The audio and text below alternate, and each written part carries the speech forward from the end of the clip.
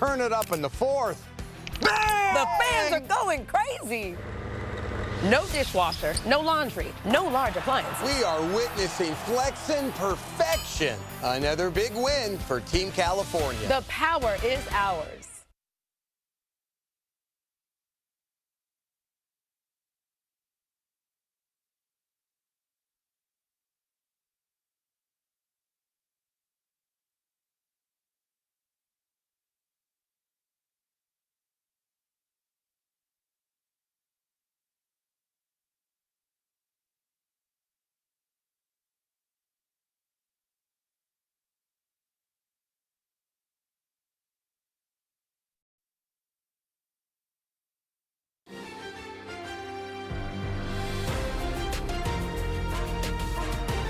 This is KCAL News, Los Angeles.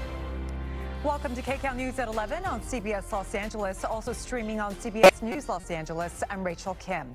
We start with breaking news. 5 soldiers have been shot on the Fort Stewart Army Base in Southeast Georgia. Our Jasmine Dale is here with the very latest. Jazz. Yeah, and Rachel, we still don't know the extent of their injuries at this point. This is happening about 40 miles southwest of Savannah just before 9 a.m. The base says there is no active threat and that the gunman was taken into custody about 40 minutes after the first report of a shooting. So we know that those 5 victims, they are just being treated at this point. We'll keep you posted, but the base is the largest Army post east of the Mississippi River. It's home to thousands of soldiers assigned to the Army's 3rd Infantry Division and their families. Several local schools, they were also put on lockdown. It was actually students' first day back on campus. And again, we'll continue to update you throughout the day as we learn more about this shooting on that Army base. Rachel. All right, Jazz, thank you so much. Heavily armed federal agents in a rental truck carrying out a major immigration operation in the Westlake district early this morning. KCAL News reporter Cara Finstrom speaking with people who were there when the agents moved in.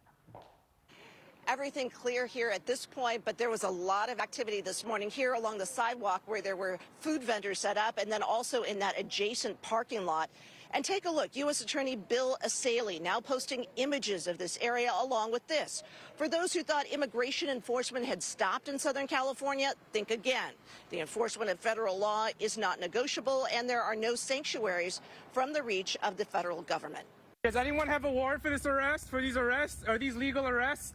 This video was shot by a group that has been documenting such actions during the past few months. Everything here unfolding in a parking lot at Union and Wilshire in the Westlake District. Federal agents there in tactical gear escorting people towards a yellow Penske rental box truck. Now, in the footage, you can see at least 3 or 4 people being taken into custody. You can also see the words Border Patrol Police on the vests. We've reached out to the Department of Homeland Security for more information. They generally do not release any information about operations until they are complete. This happened about 6:45 this morning with that group appearing to focus on, again, that area of food vendors right outside of a Food for Less and a Home Depot garden center. And here's what one witness told us. They grabbed that lady. She sells on the side. Yeah, but I was there too late, but I went to help them to throw everybody out from the parking lot. But it was a lot of them. They were like checkpointing every car coming out. It's sad. Now they got it like some phone numbers to contact their parents, families. And this is more video that a bystander posted. Witnesses tell us the whole operation took about 15 to 20 minutes. And from that video, we could see that those federal agents then got back into that Penske truck and a couple of white vans and left.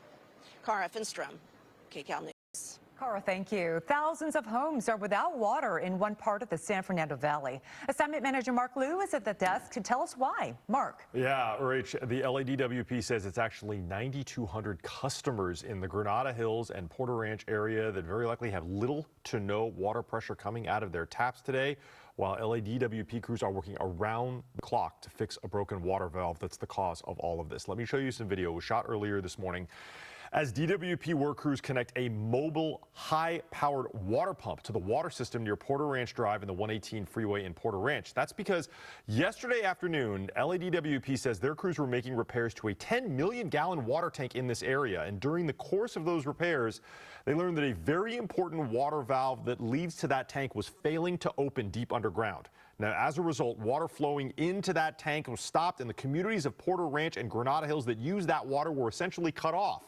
Water pressure to those communities is vastly reduced right now. DWP is asking people in those two areas to conserve water.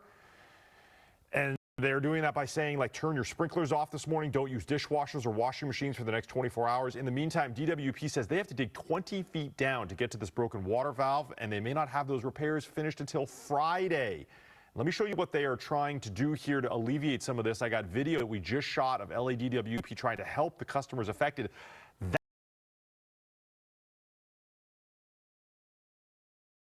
That's the already very long line of cars at Tampa and Cessnon that are waiting to receive pallets of bottled water provided by the city.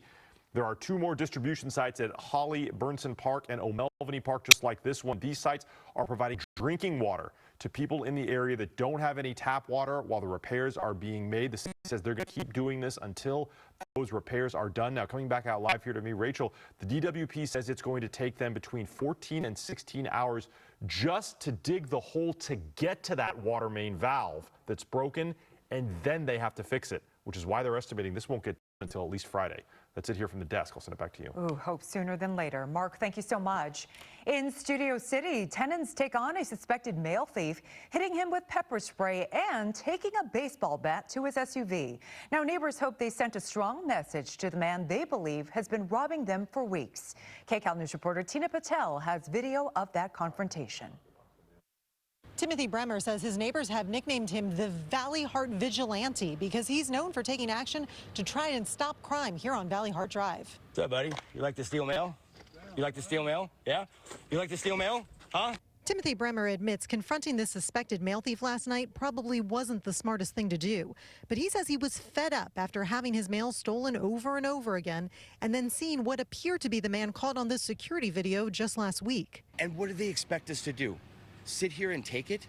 I'm sorry, I'm done having my stuff stolen. Bremer thought the suspected thief would just try to leave, but he started fighting back. He tried to bite me, so then I gouged him in his eye. He then lifted his center console, grabbed the knife. I knew it was a knife when he turned because I saw a little shine, and I elbowed through the driver's side door, but he stabbed in between. Bremer smashed the front windshield of the suspect's Jeep with a bat, but the guy ended up taking off on a scooter, leaving his vehicle behind. Bremer is mad that he got away. I was kind of putting everything into it, but he was 6'4", he was at least 250, he was a big dude. There was three of us trying to hold him. Even though police told him not to take matters into his own hands again, Bremer admits he'll probably keep patrolling the neighborhood, watching out for this guy. Do you think he'll be back? I hope not, but if he does, he'll be duct taped to that telephone pole right there. In Studio City, Tina Patel, KCAL News. Rebuilding in Altadena with a twist. This morning, a home that would have been demolished is being moved to help survivors of the